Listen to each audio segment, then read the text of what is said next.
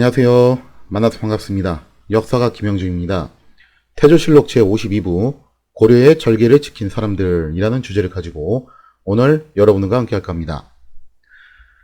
때는 1392년 7월 17일 제헌절이죠. 라고 생각하실 수 있는데 음력입니다. 이거는. 그렇기 때문에 제헌절하고는 상관없어요. 자, 때는 1392년 7월 17일에 마침내 이제 조선이 개국이 됩니다.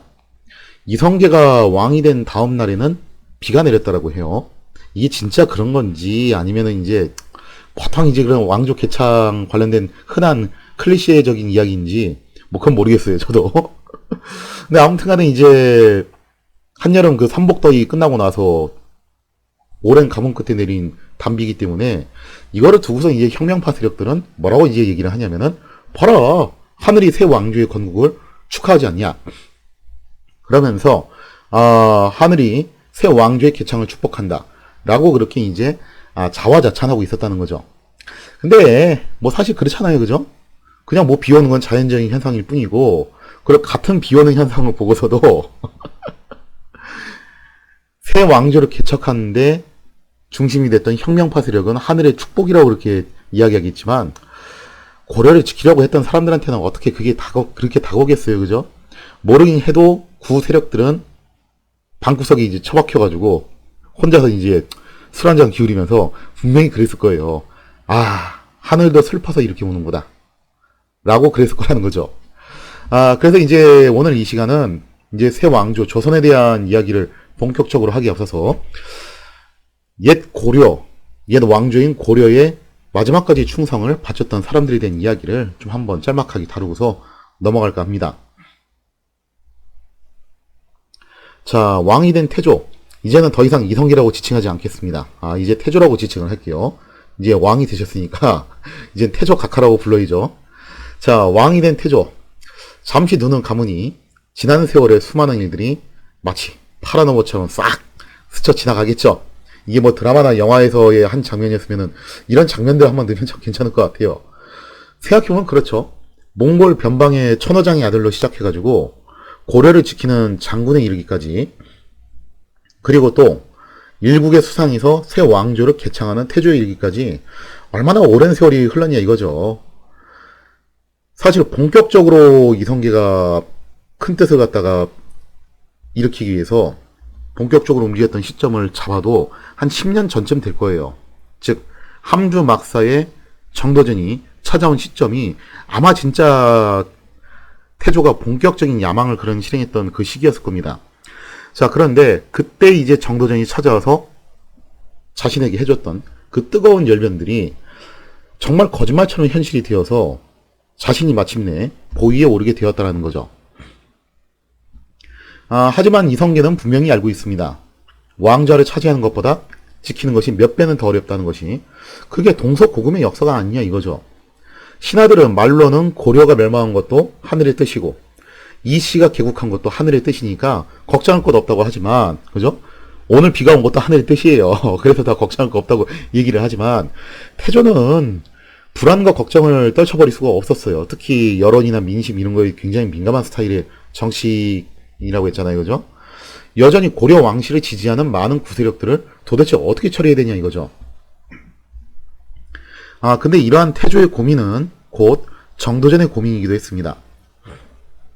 정도전 역시 마찬가지로 고민하던 끝에, 즉 구세력들을 어떻게 할 것이냐. 왜냐면 이게 상당히 평화스럽게 역성혁명을 달성한 거잖아요. 그죠?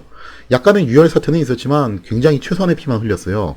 근데 최소한의 피만 흘린 상태다 보니까 또 어떤 문제도 있냐면은 구세력에 대한 정리를 어떻게 될 것이냐. 이거 다 용서하고 받아줘야 될 것이냐. 설사 그렇게 한다 하더라도 얘들이 그걸 할 때 인정할 것이냐. 그러면 끝까지 저항한 세력들을 과연 어떻게 처리할 것이냐. 그 고민이 남아 있었다는 거죠. 그래서 이제 정도전은 고민 끝에 어차피 정몽주 척사람에서 한번 봤던 피 어떻게 하자. 조금만 더 봐가지고 확실하게 정리할 것은 정리하고 넘어가는 게 좋다고 판단을 하게 됐다는 거죠. 물론 여론에 민감한 이성계는 더 이상 피보는 일은 하고 싶어 하지 않아 있어요. 하지만 임금이 하기 싫어하는 일을 마땅히 대신해주는 것이 신하의 도리가 아니냐 이거죠. 어떻게 보면 뭐 그런 거죠. 보스가 하기 싫어하는 일을 밑에 있는 행동대장이, 그죠? 총대 메고 나가가지고 손에 피 묻혀가면서 해주는 것이 당연한 도리라고 보는 거죠. 그래서 정도전은 마침내 새 왕조 개창에 걸림돌이 되는 옛 동지들을 제거하는 정말 무시무시한 계획에 착수를 하게 됩니다. 그중 이제 첫 번째 타깃이 됐던 인물이 누구였냐면은 바로 도은 이승인이었어요. 이승인에 대해서 조금 더 설명을 하자면은 보통 이제 고려말 사문이라고 하면은 포은 정몽주, 그 다음에 또 이제 목은 이색, 뭐 야은 길제, 뭐 이렇게 얘기하기도 하지만 여기서 야은 길제를 빼고서 도은 이승인을 넣기도 하고 혹은 뭐 이제 다 포함해서 사은이라고도 하고 하여튼 그래요. 그게 뭐 원래 정해진 건 없는 건데 자 아무튼 이승인 같은 경우는 14세의 나이에 소과에 합격하고 16세에 대과에 합격한 정말 대단한 수재였어요. 스승인 이생 역시 이승인을 최고의 문장가라고 칭찬했으면서 또 명예터조 홍무제 정말 이거 까다로운 인물이잖아요. 그죠? 그 까닭스러운 홍무제조차도 이승인이 작성했던 외교 문서에 감탄을 할 정도로 이승인은 정말 문장의 대가였습니다. 단순히 문장의 대가라는 게 뭐 요즘처럼 뭐 소설 잘 쓰고 이런 정도의 개념이 아니라 옛날 시대에는 외교 문서라든가 행정 문서 작성에서 엄청난 능력을 보여줬다는 것도 의미를 해요. 자, 본래 이승인은 정도전과 상당히 막역한 사이였어요. 그래서 이승인, 정도전, 그 다음에 또 정몽주 세 사람이서 굉장히 막역한 사이였다고 볼 수 있는데 정치적 입장에서 있어서만큼은 서로 달랐다라는 거죠. 즉 정도전은 확실한 이성계 일파였고 정몽주는 이성계와 이색 사이에서 약간 좀 이제 중간적인 입장을 갖고 있는 처지였고 그리고 이승인은 확실하게 이색과 같은 그런 입장을 갖고 있는 그런 라인이었다는 겁니다. 정도전은 바로 그 절친했던 동문이자 오랜 친구였던 이승인을 제거하고자 했다는 거죠. 그래서 이런 걸 놓고 보면은 난세에 있어서 서로 정적이 된다는 건요. 진짜 이렇게 살벌하다는 것을 의미해요. 즉 서로의 목숨을 노릴 수 있는 그런 관계로 갈 확률이 높다라는 거죠. 자, 정도전은 조준, 남은 등과 함께 우현보를 비롯한 10명의 사람들을 선정을 해요. 그래도 구세력의 핵심 멤버 전체는 아니더라도 아주 이제 악질 분자의 핵심 멤버 10명을 참수해야 된다라고 건의를 하게 됩니다. 물론 태조는 이를 받아들이지 않았고 그러자 정도전은 차명이 곤란하다면 등급을 낮춰서라도 처벌해야 국가의 기강이 바로 산다고 이렇게 주장을 하게 돼요. 자, 사실 정도전도요 정몽주하고 유사해요. 오랫동안 이성계를 같이 지내면서 이성계 성격을 모르겠냐 이거죠. 자, 그래서 이성계의 성격을 알고서 이런 식으로 얘기를 한 건데 정도전의 강력한 주장에 결국 태조는 마지못해서 그러면은 차명은 좀 그렇고 장형 정도로 합시다라고 그렇게 타협을 봅니다. 그러니까 아마 이제 태조 생각에는 뭐 장형 정도면은 경고성 메시지도 될 거고 뭐 장형이야 이게 뭐 예를 들자면은 장형 100대 이렇게 한다고 해가지고 100대를 한꺼번에 맞는 게 아니라 원래 그거 끊어서 맞아요. 안 죽을 만큼 때린 다음에 치료 후 회복하고 다시 또 때리고 이런 식으로 가는 거예요. 그래도 그런 식으로 하는 건데 뭐 설마 그거 맞고 죽겠냐 그런 생각을 했던 거죠. 자, 아무튼 이렇게 여론과 민심을 중요시 여기는 태조가 이들의 숙청을 반대할 것이라는 거 정도전이 모르지 않았겠죠. 그죠? 정몽주하고 유사하니까요. 당연히 알아요. 즉 알면서도 이렇게 밀어붙였던 건데 사실 처음부터 아마 정도전이 원했던 거는 차명이라기보다는 장형이었을 거예요. 왜냐면은 차명을 이성계가 태조가 한 번에 그렇게 오케이 할 리는 없을 것이고 결국에는 이제 장형 정도로 낮춰가지고 합의를 본 다음에 어떻게 하려고 할 것이냐. 옛날에 정몽주가 자신들에게 사용하려고 했던 방법 바로 장살이죠. 장살. 그 방법을 그대로 컨트롤 C 컨트롤 V 해가지고 쓰려고 했다라는 거죠. 자, 이상의 내용을 사료로 정리해보면 이렇습니다. 계속하여 현보 등 10여인의 죄를 논하여 극형에 처하게 하였다. 임금이 도승지 안경공으로 하여금 이를 읽게 하고는 매우 놀라워하면서 이미 관대한 은혜를 베푼다고 말했는데 어찌 감히 이와 같이 하겠는가. 마땅히 모두 논지하지 말라 하였다. 그러니까 이성계는 하고 싶지 않다라는 의사표시를 분명히 했다라는 거죠. 자, 그러자 뭐 정도전이 이거 나름 계산한 내용이겠죠. 도전 등이 형벌을 감등하여 죄를 집행하기를 청하니.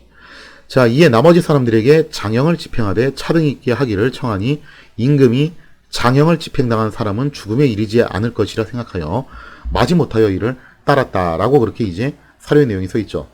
그러니까 이 사료의 내용을 통해서 봤을 때 이성계는 하고 싶어 하지 않았던 것을 정도전이 이제 밀어붙여서 달성한 거고, 정도전은 왜 이렇게 했냐라고 하면은, 물론 여기에 대해서 좀 음모론적인 시각도 있긴 있어요. 근데 그거보다도 좀 더 이제 오피셜적인 시각을 놓고 보면은, 정도전 입장에서는 앞으로 새 왕조 개창에 걸림돌이 될 것 같은 인물들, 그런 이제 가장 악질 분자들은 어떤 식으로든 제거를 해야 된다고 생각을 했고, 이거를 이성계가 못한다면은 내가 나서서라도 해주겠다. 좀 그런 마인드로 이제 접근을 한 거라고 볼 수가 있겠죠. 자, 그렇게 해서 이제 정도전이 자신이 계획한 일을 진행하기 위해서 누구랑 이제 상의를 하냐면은, 역시 이런 일은 또 남훈이랑 하는 게 좋겠죠. 그죠? 그러니까 어떻게 보면 이성계의 행동대장이 정도전이었다면은, 정도전의 행동대장은 또 남훈이라고 볼 수 있는데, 자, 그래서 정도전은 남훈과 함께 몰래 형을 집행하는 손흥종, 황거정 이 두 사람을 이제 불러요. 그러면서 이제 뭐라고 얘기를 하냐면은 의미심장한 말을 합니다. 정도전은 이들에게 곤장 100대를 맞은 자들이 절대 살아서는 안 된다며 장사를 지시를 하게 됩니다. 자, 그러면서 그 타깃으로 걸려든 이가 또 그중 하나가 바로 이숭인이었다는 거죠. 결국 이숭인은 정도전의 사주를 받은 황거정의 장형을 받다가 결국에는 46세의 나이로 장사를 당해 세상을 뜨고 말게 됩니다. 그 밖에 이제 장사된 사람들은 이세계의 차남이었던 이종학, 우연보의 아들이었던 우홍수를 비롯해가지고 총 8인이었는데, 근데 이런 거 보면 정말 무서운 게 뭐냐면요. 이세계의 차남도 이렇게 장사를 당하거든요. 그래도 정도전 입장에서는 이색이 자신의 옛 스승이었잖아요. 그죠? 하긴 그렇다. 옛 친구도 그렇게 거리낌 없이 죽이는데 옛 스승이라고 해서 뭐 못 죽일 게 뭐 있나. 스승도 아니고 스승의 아들인데 정확하게는. 그래서 아무튼 이렇게 해서 총 8인을 장사를 시키게 됩니다. 이 장살 사건에 대해서는 약간의 음모론적인 시각도 있어요. 어떤 얘기냐면은 이것이 정도전의 사적인 복수였다는 거죠.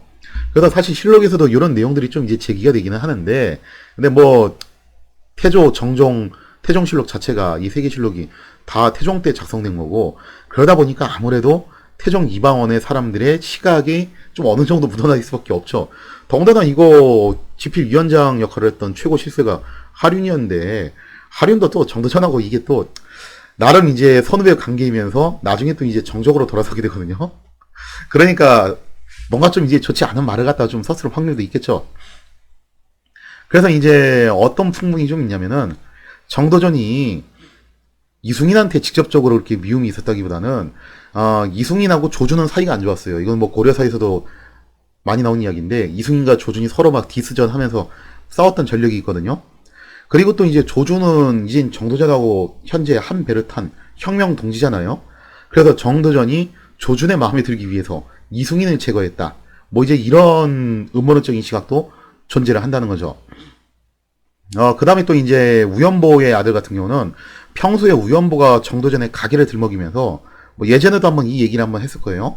그래서 정도전의 모계가 천하다고 멸시했기 때문에 거기에 대한 보복으로 이런 걸 한 것이다. 뭐 이런 풍문들이 좀 있었다는 거죠. 생각하기에 따라서 정도전의 사적 복수심이 여기에 개입됐을 수도 있어요. 근데 어차피 그게 아니었더라도 혁명파 내부에서는 이들에 대한 제거가 필요하다는 것이 제기된 상황이었고, 정도전은 그저 여기에 대해서 총대를 맨 것에 불과한 것일 수도 있다는 거죠. 하여튼 이 부분에 대한 판단은 각자 이제 해주시기 바랍니다. 자, 아무튼 정도전의 주도하에 구세력 인사들에 대한 경고성 숙청 작업이 완료되고 나서 정도전은 이제 태조한테 보고를 하죠. 그러면서 뭐라고 얘기하냐면은 규정대로 장형을 집행을 했는데 이들이 장형을 받고 난 다음에 다 시름시름 했다가 세상을 떠났다. 공교롭게도 그렇게 됐다라고 그렇게 보고를 해요. 물론 태조가 바보도 아니고, 아니 장형 맞은 사람들이 어떻게 공교롭게 다 병사했다는 것을 그럼 어떻게 고지고대로 믿겠어요. 이 소식을 접한 태조는 당연히 대경실색을 하게 됩니다. 우째 이런 일이, 그죠? 그러면서 이제 탄식을 하지만 또 여기에 대해서 딱히 문제를 삼지는 않았다는 거예요. 그러니까 이걸 통해서 알 수 있는 게 뭐냐면은 태조가 진심으로 이 사람들을 다 용서해 주려고 했다기보다는 여론을 이제 생각을 해가지고 괜히 이 사람들을 쳤다가 여론만 더 악화되는 거 아니냐. 가뜩이나 정몽주 건 때문에 지금 자기한테 민심이 별로 우호적이지도 않은데 그런 상황이었는데 이거를 또 정도전이 알아서 또 해주니까 또 태조가 이제 이런 거죠. 차마 하고 싶었지만 할 수 없었던 것을 정도진 대진해준 셈이었으니까 이거를 문제 삼지 않고 넘어간 게 아니었겠냐. 뭐 그렇게 또 볼 수가 있었겠죠. 자, 이상의 내용을 사료를 통해서 살펴보면 이렇습니다. 도전이 남은 등과 몰래 황거정 등에게 이르기를 곤장 100대를 맞은 사람들이 마땅히 살지 못할 것이다 하니, 자, 황거정 등이 우홍수 형제 3인과 이승인 등 5인을 곤장으로 때려 죽여서 모두 죽음에 이르게 하고는 황거정 등이 돌아와서 곤장을 맞아 병들어 죽었다고 아뢰었다라고 돼 있죠. 자, 그러니까 이제 이들의 공식적인 사인은 병사였어요. 나중에 이게 진상조사가 이뤄지게 되는데, 진상조사가 언제 이뤄지냐면은 당연히 이제 태종 때 이뤄졌겠죠. 정도전을 싫어했던 하린의 주도로 이제 이런 것들이 이뤄지게 되는데, 그러면서 이제 진실이 밝혀져요. 병사가 아니라 이거 장살이었다는 거죠. 자, 그러면서 이제 여기 이제 뭐라고 써있냐면은, 도전이 임금의 총명을 속이고 사감을 갚았는데 사적인 감정을 갚았다는 구절이 나오죠. 근데 요거는 이제 어디까지나 태종실록 편찬자들, 즉 이방원 측 세력들의 생각이 들어간 반영된 부분이에요. 임금이 처음에는 알지 못했으나 뒤에 그들이 죽은 것을 듣고는 크게 슬퍼하고 탄식하였다라고 돼 있죠. 자, 근데 태조가 바보도 아니고 이게 뭔가 좀 의문사라는 것을 알 텐데, 그런데도 불구하고 태조가 여기에 대해서 문제를 삼거나 정도전에 대한 비판을 한다든지 아니면 뭐 진상조사를 명한다든지 그런 행동을 했었냐라고 하면은 그런 행동은 또 하지는 않았다는 거예요. 이 얘기는 뭐냐면은 사실은 이심전심이었다는 거죠. 결국 태조가 하고 싶어 했던 거를 정도전이 대신해 준 것이 바로 요 사건이었다라고 볼 수가 있겠습니다. 다만 이제 그런 거 있죠. 사실 뭐 정도전 생각 같아서는 이색, 우홍수 이런 핵심들을 제거하고 싶었을 것 같기도 한데 거기까지는 못해요. 원체 이제 거물들이라가지고 여기까지는 못 건드리고, 그래서 그 아들 선에서 이렇게 처리를 했던 거죠. 다만 이제 이성계 입장에서는 또 마냥 또 이제 구세력들을 숙청하려고 했던 것만은 아니었던 것 같고, 어느 정도는 이제 포용하려는 그런 것도 있었던 것 같아요. 그래서 구세력의 수장이라고 할 수 있는 이색은 태조의 배려로 목숨을 부지할 수 있었다는 거죠. 사실 정도전은 이색도 치려고 여러 번 시도를 하는데 정말 무섭다니까요, 이런 거 보면은. 그런데 어쨌든 이색은 태조가 어떤 식으로든 가드를 쳐줘요. 그래서 얼마 후에는 유배에서도 풀려나게 되고, 태조는 이색을 한산백에 봉하면서 옛 친구처럼 그렇게 대우를 해줬다는 거죠. 자, 태조는 종종 이색을 불러가지고 뭐 주연을 베풀거나 선물을 주거나 하게 되는데, 드라마 정도전에서는 이제 이 장면을 뭐 이색이 굉장히 띠꺼운 표정으로 와가지고 그냥 쓴소리만 하고서 바로 가버리고 이렇게 나오는데, 물론 뭐 좀 이제 그런 면도 있기는 있었겠죠. 근데 사실 근본적으로 이색이 태조가 부르면은 또 다 가주긴 했어요. 그냥 가가지고 속으로는 뭐라고 생각했는지 모르겠지만 일단 가가지고 만나고, 그리고 또 만나면 그냥 짧게 만나고 끝나는 게 아니라 태조가 이색을 위해서 주연도 베풀어주고 선물도 주고, 심지어 태조가 문 밖까지 나가가지고 마중도 해주고, 뭐 그러면서 이제 이색하고 관계를 회복하려고 나름 노력을 많이 합니다. 자, 어쨌거나 근데 이색은 태조한테 적극적으로 협조할 생각이 없었던 건 확실해요. 그래서 태조가 초대를 하면은 거기에 응하기는 했지만 기본적으로 오대산에 응가하면서 관직에 나가지는 않았다는 거죠. 자, 아무튼 이런 이색을 태조는 죽는 날까지 존중을 해줍니다. 그래서 이색은 1396년 69세의 나이로 세상을 뜨게 되었다는 거죠. 나름 이제 천수를 누리면서 뜨게 돼요. 자, 이상의 내용을 한번 사료를 통해서 정리를 해보면 이렇습니다. 한산군 이색이 오대산에서 돌아왔다. 당초의 색이 외방으로 버림을 받았다가 종편하라는 은총을 입어 관동 지방에 관광하기를 청하여 오대산에 가서 살았다. 자, 그러니까 이제 원래 이색이 유배를 떠났다가 해제된 다음에 오대산에 이제 기거하는 것을 허락을 받은 거죠. 임금이 사람을 보내어 부르니 색이 왔다. 임금이 친구의 예로 접대하고 조용하게 담화를 하고 술을 마시고 즐겼다. 나갈 때는 중문까지 나가서 보냈다. 그러니까 태조가 이색에 대해서 정말 최상의 기호를 다했다는 것을 볼 수가 있고, 또 이색도 여기에 대해서 불응한 게 아니라 나름 응하기는 했어요. 다만 속으로는 뭐라고 생각했는지는 모르죠. 자, 그 다음에 또 이제 고려의 절기를 지킨 인물들 가운데서 대표적인 인물로 또 누가 있냐면은 그 유명한 야은 길제가 있죠. 자, 길제는 정몽주의 제자이면서 공교롭게도 성균관에서 이방원과 함께 동문수학한 사이예요. 그러니까 어떻게 보면 이제 이방원하고 성균관 이제 동기인 셈이죠. 나중에 이방원이 태종이 됐었죠.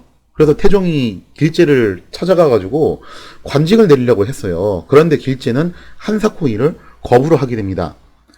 결국 이제 태종의 요청을 거절한 길제는 낙향을 하게 되고 말년에는 이제 후학을 양성한 데 힘쓰는데 참 이제 역사라는 게 아이러니한 게 이런 거예요. 이때 길제가 양성한 그 후학들이 훗날 조선의 실질적인 주인이 될 거라는 것을 누가 알았겠냐 이거죠. 정말 길제의 시에 나오는 어지버 태평연월이 꿈인가 하노라. 길제 외에도 또 이제 절기를 지킨 인물로는 원천석이라는 인물이 있습니다. 약간 좀 이제 대중들한테 유명하지 않은 인물이죠. 이 원천석은 사실 한때 태종 이방원에게 학문을 전수해준 학문적 스승이기도 했어요. 자, 그래서 이제 태종이 당연히 왕이 된 다음에 길제와 마찬가지로 원천석을 찾아가가지고 관직을 하사하고자 했다는 거죠. 그러나 원천석은 역시 이제 치악산에 응거한 후 관직을 거부했고, 심지어 태종이 직접 찾아왔을 때에도 자리를 피하면서 만나주지 않았다라는 겁니다. 요렇게 이제 원천석이 자리를 피하면서 만나주지 않았는데도 불구하고 하여튼 태종도 이런 점에 있어서는 좀 나름 이제 예의를 갖추는데, 그렇다고 해서 뭐 화내거나 막 그렇게 처벌을 하거나 그런 게 아니라 길제도 그렇고 원천석도 그렇고 끝까지 예우를 해줘요. 그러면서 아쉬운 대로 원천석의 아들에게 뭐 관직을 준다거나 요렇게 이제 태종이 행동을 하게 된다는 거죠. 자, 그 밖에는 이제 조이생과 임선미를 비롯해서 수십 명의 사람들이 관직을 버리고, 굉장히 유명한 이야기죠. 개경 북쪽의 산골에 응거했던 일이 벌어지게 됩니다. 새 왕조에 대한 협조를 거부한 이들은 끝까지 여기에 머물면서 충절을 지키니 사람들은 이것을 가리켜서 뭐라고 부르냐면은 두문동이라고 부르게 되었다는 거죠. 이렇게 적지 않은 사람들이 고난을 마다하지 않고 전 왕조에 대한 절개를 지키면서 살았다라는 거예요. 그런데 이 두문동에 대해서는 좀 이제 뭐랄까 과장되고 와전되는 그런 이야기들이 있다고 해야 되나요? 두문동에서 알려진 그 유명한 일화가 그거잖아요. 이게 수많은 그 드라마에서 많이 이제 등장하는 장면인데, 이 두문동에 들어갔던 72명의 고려의 구신들이 마지막까지 절기를 지켰고, 또 그 다음에 이제 이들이 나중에 어떻게 되냐면은 뭐 이게 또 야사에 따라서는 태조 이성기 때 이렇게 했었다, 혹은 태종 이방원이 이걸 직접 주도했다, 뭐 여러 가지 이야기들이 있었는데, 이들이 끝까지 두문동이 버티면서 새 왕조에게 협조를 하지 않으니까, 그죠? 결국 이제 어떻게 했다? 조선 왕조 측에서 두문동을 완전히 초토화시켜버리면서 이들이 전부 불에 타 죽었다라는 그런 이야기가 나오는데, 사실 솔직히 말하면 이 부분은요, 좀 이제 많이 와전된 이야기예요. 두문동에 대한 그 정서의 기록은 선조실록에 처음 나오긴 하는데, 거기서 뭐 잠깐 스쳐 지나가듯이 나오는 거고, 두문동에 대한 좀 정확한 기록이 처음으로 나오는, 그 유의미한 기록이 처음으로 나온 거는 영조실록이에요. 그러니까 의외로 개국 초기는 두문동에 대한 내용이 정사에 안 나온다는 거죠. 자, 사료의 내용을 통해서 한번 두문동 이야기를 확인해보면 이렇습니다. 영조실록에 나온 이야기인데, 임금이 연을 타고 가면서 시신들을 돌아보고 이러기를 부조현이 어느 곳에 있으며 그렇게 명명한 것은 또 무슨 뜻인가 하니, 주서 이 회원이 아뢰기를 태종께서 과거를 선행하였는데 본도의 대족 50여 가가 과거에 응하려고 하지 않았기 때문에 이 이름이 생긴 것입니다. 그리고 문을 닫고 나오지 않았으므로 그 동의를 두문동이라고 했습니다 하였다. 그러니까 무슨 얘기냐면은 또 요것도 이제 드라마 정도전을 비롯해서 각종 드라마에서 잘못 좀 묘사한 건데, 태조 이성계가 과거를 실행했더니 어떻게 했다? 사람들이 이제 고려에 대한 충성을 지키기 위해서 대거 과거에 응시를 하지 않는 그런 이제 과거 파행 사태가 벌어졌다라는 것을 갖다 이제 좀 많이 표현을 하거든요. 근데 요것도 잘못 알려진 거예요. 태조 이성계가 과거 시험했을 때 응시할 사람 다 응시했어요. 아니, 그 유명한 이방원의 오른팔이라고 할 수 있는 이숙번이 조선 과거 일기생 출신이에요. 그러니까 그런 일은 원래 일어나지 않았죠. 이제 오히려 이제 어디서 그런 일이 일어나냐면은 태종 이방원이 과거를 딱 했을 때 할 사람은 또 물론 했어요. 그런데 끝까지 여기에 이제 응시하지 않고 거부를 했던 50여 가문이 있었다는 거예요. 그래도 그 50여 가문이 자기들끼리끼리 모여 살았는데 여기를 두고서 이제 뭐라고 이름을 붙였냐면은 끝까지 이제 조선에 들어오지 않았다라고 해가지고 부조현이라고 이렇게 이름을 갖다가 붙이게 되었다는 거죠. 자, 부조현이라고 이름을 붙였고 또 세간에서는 이거를 뭐라고 불렀냐면은 두문동이다라고 그렇게 또 불렀다라는 거예요. 자, 그 다음에 또 그 이하 내용을 보시면 또 이렇게 써 있죠.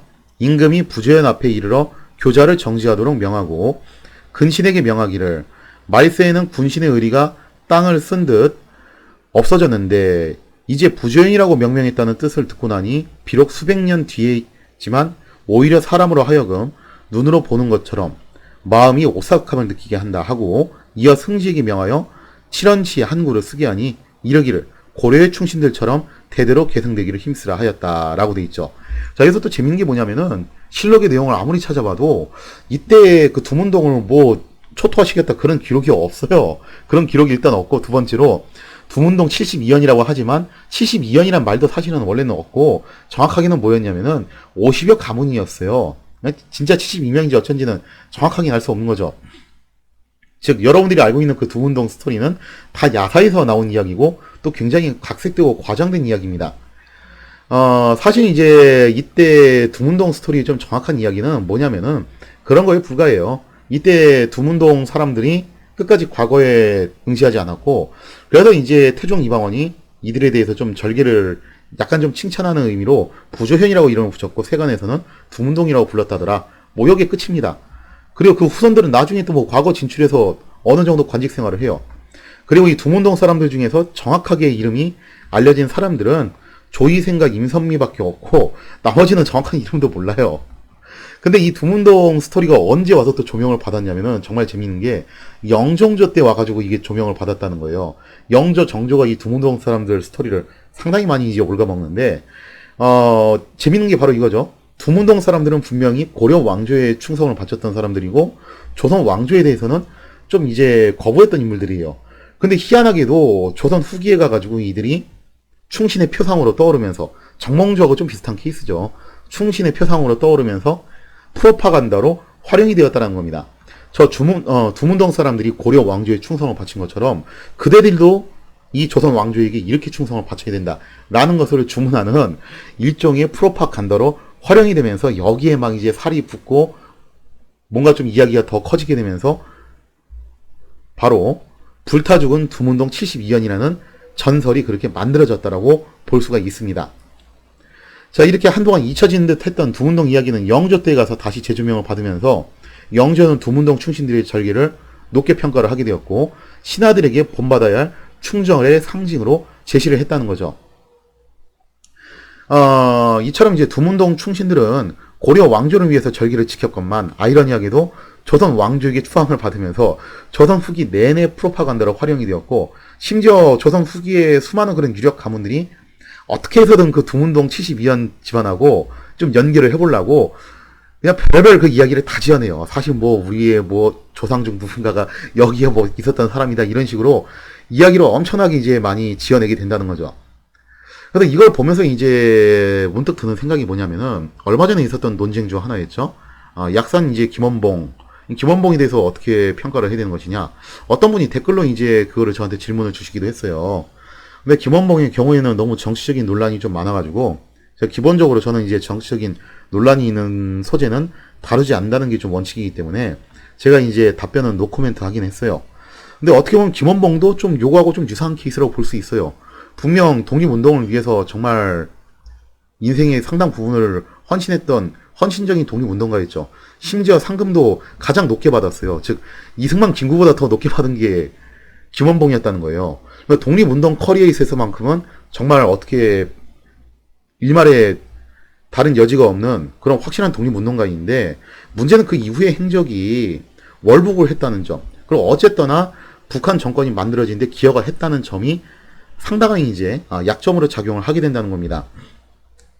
자, 그래서 지금 아직은 우리가 이런 부분에서 좀 이제 완벽하게 자유롭지 못한 시대에 살고 있으니까 좀 이런 부분에서 말하는 게 좀 민감해지고 꺼려질 수 있겠지만, 나중에 세월이 좀 많이 흘러가지고 뭐 한 300년쯤 흐르면은 조선 왕조처럼 그럴지도 몰라요. 조선 건국에 반대했고 조선에 대해서 부정적인 입장을 표현했던 두문동 사람들이 충절의 상징으로 표상이 되고, 더군다나 수많은 조선의 유력 가문들이 어떻게 해서든 두문동 사람들하고 연결을 해보려고 노력을 하는 것처럼, 나중에 세월이 흐르면은 지금 이제 그렇게 민감하게 논란이 되고 있는 그런 인물들도 좀 더 다르게 평가를 받을 수 있는 시대가 또 오지 않을까? 뭐 개인적으로 그런 생각도 해봅니다.